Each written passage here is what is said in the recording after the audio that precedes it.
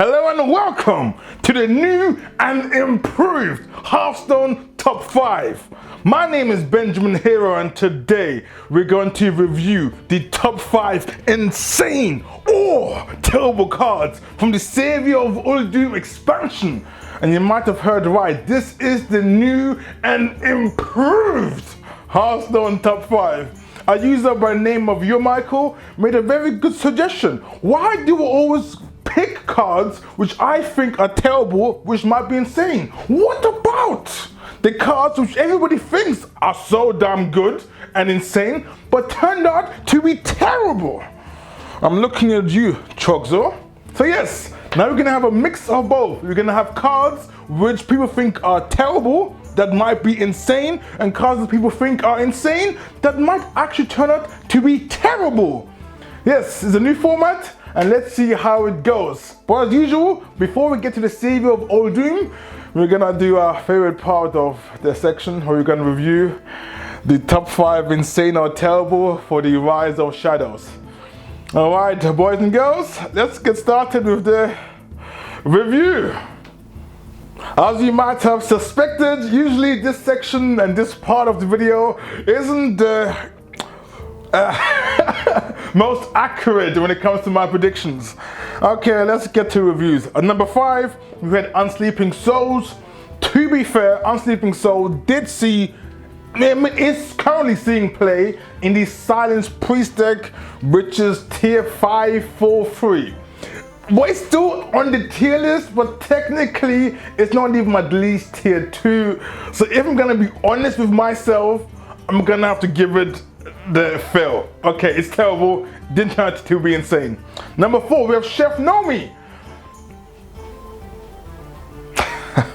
Chef Nomi proved that having 6/6 Grease Fire Elementals is a bit OP. Turned out that Chef Nomi was indeed insane when it comes to being played with Myra's Unstable Element. Number 3, we had Dew. Like, what the hell was that? Why does no one tell me, Benjamin, sometimes your picks are actually just indeed garbage? But I guess this is due to the old format, to be expected. Number 2, we had Plot Twist. Is seeing some meme play? Do we count that? Maybe, maybe not, but not really.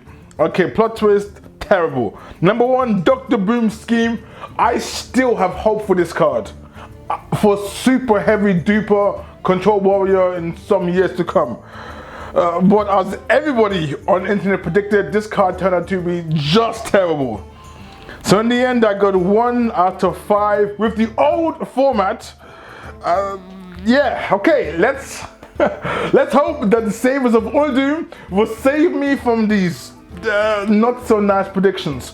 Alright, boys and girls, let's get to the main event, to the top 5 insane or terrible Saviours of Uldum cards. At number 5, we have a card which fits into a new format. We have Pit Crocolisk. People think this card's actually terrible, and I think it is truly one of the most insane, underrated, undervalued cards to come out this expansion. Can you believe? Well, no. When I saw Trump give this card a 1 star. Hit Crocolisk, 1 star. Deals a good amount of damage, 5 damage. Could be compared to Firelands Portal, but 1 mana more than Firelands Portal is meh. I thought to myself, has true madness overcome this man? In what universe, in what reality is Pit Crocolisk? It is an 8 mana, 5/6. So you're getting 5 mana worths of premium stats. And for an extra 3 mana, you get to deal 5 damage to the face, to your minions, to your own face if you're this crazy. The versatility, all in 1 card package, and it's a beast. This card, think of it like this. Oh, they play Omega Defender. Well, that's Pit Crocolisk. Who cares? They play a new card, a new self-defender. I don't know, maybe Pit Crocolisk, 5 damage. Priest, they play Sandhoof Waterbearer, mini Rag Light Lord. What do? I don't know, Pit Crocolisk. Pit Crocolisk is the problem. In essence, if you got a problem, you just play Pit Crocolisk, do 5 damage. Problem solved. You heard it here first. Pit Crocolisk is the hidden Boneware, the hidden Coda Creeper, and it's going to run rampant with an auto including so many decks. Because the stats are juicy. The battle cry is imagine playing with Scarlet Web Spinner. Pit Crocolisk, 5 stars. Make it even 6 if possible. You will see. You will all see. I'm going to be putting it in pretty much even all of my decks, especially my hunter decks. Pit Crocolisk is, in my opinion, a card which is going to be absolutely insane. At number 4, we have High Priest Amet, a 4-mana 2/7 priest card with the effect of whenever you play a minion, set its health to High Priest Amet. This card is one of the highest rated Saviours of Uldum cards from the Hearthstone subreddit. I believe it's as number 12. So it's pretty high rated. And I think this card is unfiltered, pure trash. I'm taking it back. I don't think it's that bad, but you know, if you create a video series called Insane or Terrible, you have to be very divisive. Okay, I think High Priest Amet is just overrated and just not that good. People think it's insane. I think it's terrible. You might ask the Benjamin why, but what about the combo with Stone Task Gabor? Okay, here's the combo that people always talk about. You play High Priest Amet, you play Stone Task Gabor, your board's now a 1/7, then you play Divine Spirit, get your board up to 28 health, then you play Inner Fire or Topsy Turvy, and then you wham, smack him in the face for 28 damage. But then I watched again Trum's videos. I love Trump, he's my original Hearthstone person, and he made a very good point. He essentially said you can do the same combo just using Stormwind Knight. He also has charge. Just give him a power word shield. Now you're also gonna get him to 7 health. Then you're gonna keep doing Divine Spirit, Inner Fire, or Topsy Turvy, and Shazam, and you got 28 face damage. And this deck is not even being seen currently in today's ladder. So why would Mr. Amet and Mr. High Priest Amet do anything? This is why, you know, I like the design of my man High Priest Amet, but I think he's gonna be terrible. And this is why High Priest Amet is at number 4. At number 3, we have Temple Berserker, the most slept on. I'm talking about sleep. Yeah, Temple Berserker is a 2-mana 1/2 minion with the reborn effect. And when it gets reborn, i.e. when it gets damaged back to 1 after it dies the first time, it gets a +2 attack. So essentially, it is a 1/2 minion death rattle come back as a 3/1. For 2 mana? In what universe? Is this not insane? I cannot believe people are I can't believe people are sleeping on Temple Berserker. Essentially, it's like Kindly Grandmother. And Kindly Grandmother was OP. So if you have a slightly worse stat distribution with no beast tag, it's still going to be a good card. Because Kindly Grandmother was OP. So Temple Berserker is going to be really, really damn good. I predict Temple Berserker is going to be in most decks that want a really good 2-drop that will last and stay on the board for buffs and other various effects. It can be really good for token decks like Token Druid. Temple Berserker, I think, has a place in many metagames and many years to come. And this is why I think it is going to be an insane card. At number 2, we have Octosari.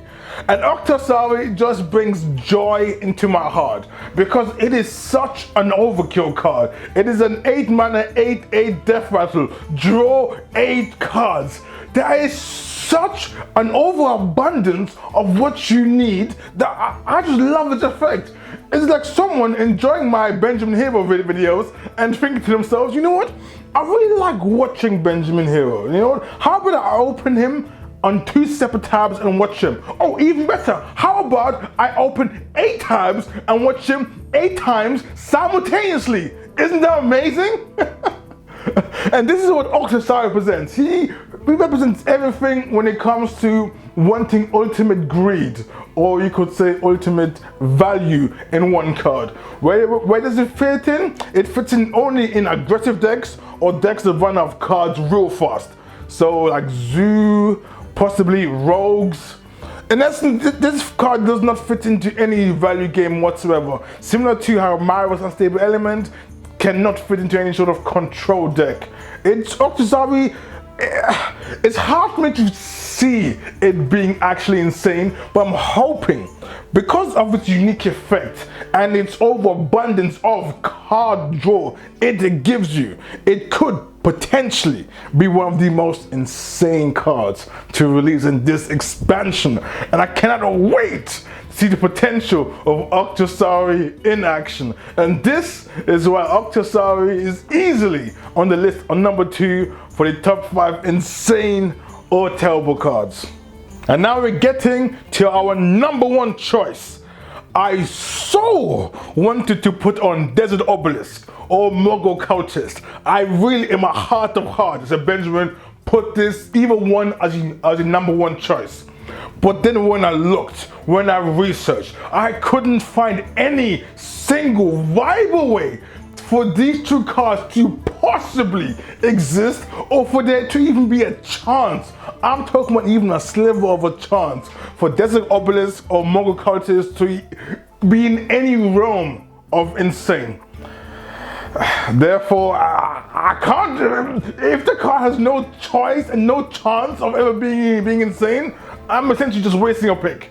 So I went for the more feasible choice of Puzzle Box of Yogg-Saron as number 1 choice. A 10 mana spell which, when you play it, casts 10 random spells targets chosen randomly. In essence, you're going to get Yogg with a guaranteed 10 spell loaded up package, with the downside is you don't get a 7/5 body.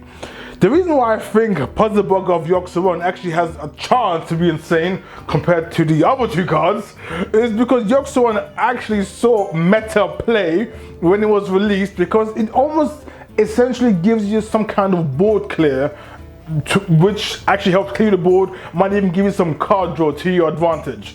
And when you get Yogg-Saron with a guaranteed of 10 spells, I think it could make up for it lacking the body of a 7/5, and you don't have to sort of spend your time preloading it if you get to turn 10 and you've only played, let's say, 5 spells. I think Puzzle Box of Yogg-Saron fits in quite nicely in a control mage which wants to have a nice get out of jail free card. And because in honor of Yogg-Saron, it has to be number 1. I mean, it truly has the potential to give you 10 amazing spells or 10 absolutely terrible spells. And this is why Puzzle Box of Yogg-Saron is at number 1. And that's it. Thank you all for watching, especially to those people that actually watch to the end and watch the ending scenes. And please give me feedback on the new format, where I included a new card which I expected to be actually terrible, while people thought it would be insane. Tell me whether you liked it or you didn't like it. Please give me feedback. I do read all of your comments, and truly your comments and your support, like, they really inspire and keep me going. Just again, and also give me feedback as usual. Please, I love feedback. Even say I like one thing, I didn't like one thing, just even one word, one sentence, one comment feedback is still good. Thank you as always, and remember, you can join us at the Hero Team Discord server if you want to speak to other like-minded and pretty weird and interesting individuals which are part of the Hero Team family.